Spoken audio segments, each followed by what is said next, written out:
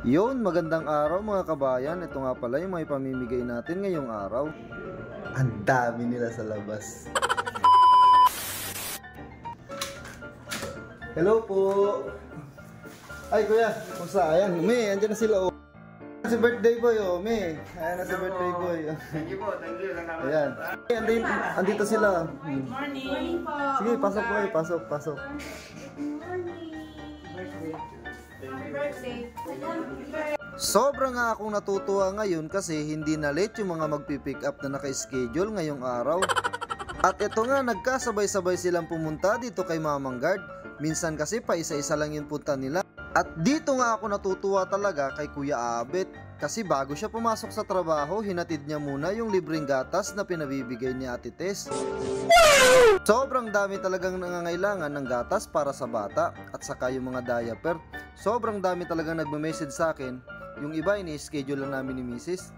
Sobra-sobra nga pasasalamat namin kay Ate Tess kasi sobrang dami ng natutulungan nating mga bata, lalong-lalo na yung diaper at saka mga gatas. Sa sobrang dami nga ng mga pinamimigay ni Mamang Guard araw-araw, mukhang kinakailangan na nating mag-hiring ng mga taga-repack ng pagkain. Ang galing, ang galing! Medyo nahihirapan na nga si Mamang Guard magtarya at mag-repack ng mga pagkain. Medyo dumadami na kasi kayo talaga mga kabayan at ito makikita nyo naman. Kung dati nga mga take-away plate lang yung pinamimigay ni Mamang Guard, ngayon makikita nyo naman tipsy o yung isang bilaong malaki ang pinamimigay ni Mamang Guard. At dahil yun sa suporta ninyo mga kabayan, kaya sobra-sobra ako nagpapasalamat sa mga sumusuporta kay Mamang Guard. Lalong-lalo na nga ngayon mga kabayan, na-monetize na yung munting FB page natin. Kaya sa mga makakapanood itong video na to, tapusin nyo mga kabayan hanggang dulo. Kasi kapag tinapos ninyo itong video na to, sa dulo ng video mga kabayan may lalabas na ads. At sa ganung paraan, makakatulong kayo ng malaki sa FB page ni Mamang Guard. Sana. At syempre, wag na wag ninyong kakalimutan mag-like, mag-share at mag-comment mga kabayan. Para mas marami pang makapanood ng video ni Mamang Guard at marami tayong matulungan mga kapwa nating kababayan. Sana. At syempre, kapag pupunta kayo kay Mamang Guard, hindi po pwedeng mawala yung selfie natin. Pagkatapos ko nga mabigyan isa-isa sila kabayan ng libreng pagkain, syempre hindi mawawala yung souvenir picture ninyo kay Mamang Guard. At pagbukas nga ng pinto nila kabayan ay tamang-tama may dumating pang bagong mga magpipick up. At sobrang tuwang-tuwa talaga si Mamang Guard kasi si kabayan may dala-dala siyang baby boy para kay Mamang Guard. Sana. Sa sobrang tuwa nga ni Mamang Guard sa baby boy na to, parang gusto ko na siyang ampunin. Oh my God! Wow! Kaya lahat ng mga baby na pumupunta kay Mamang Guard, binibigyan ko ng kung anong meron ditong pagkain. Ayan o, tuwan-tuwa si baby. Hindi ko na nga pinagtagal sila kabayan kasi kailangan na magpahinga ni Mamang Guard. Kaya nagpaalam na rin sila Kuya Abet at saka si kabayan Ramil. Lahat nga ng mga nag-pick up ngayon ay ngiting tagumpay talaga sila kay Mamang Guard. Paano ba naman kasi ganito karami yung mga binigay ko sa kanila? Kita nyo naman yung daladala ni Kuya Abet.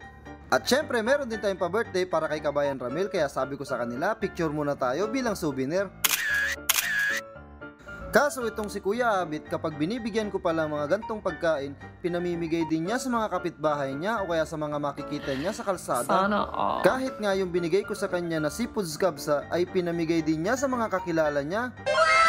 Lalong-lalo naman to si kabayan Ramil, pinamimigay din niya yung mga nakukuha niya galing kay Mamang Guard.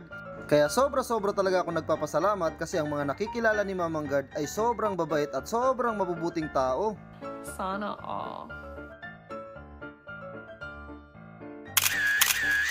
At lagi kong ang pinapanalangin kay Lord na sana gabayan niya pa ako sa mga gawain kong ito.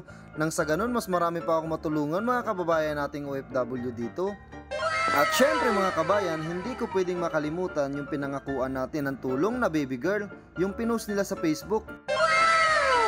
Meron kasing mga dinagdag si Ate Tess na ibibigay doon para sa baby.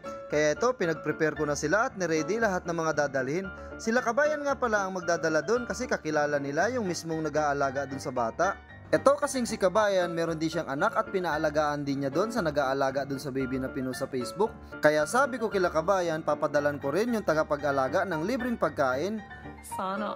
Sa sobrang dami nga ng daladala nila kabayan, sinakay na nila sa trolley. Kaya sobrang salamat talaga sa maghahatid dun sa baby. Kaya mga kabayan, samahan nyo si Mamang Guard sa mga susunod pang mga pamimigay natin ng libreng pagkain.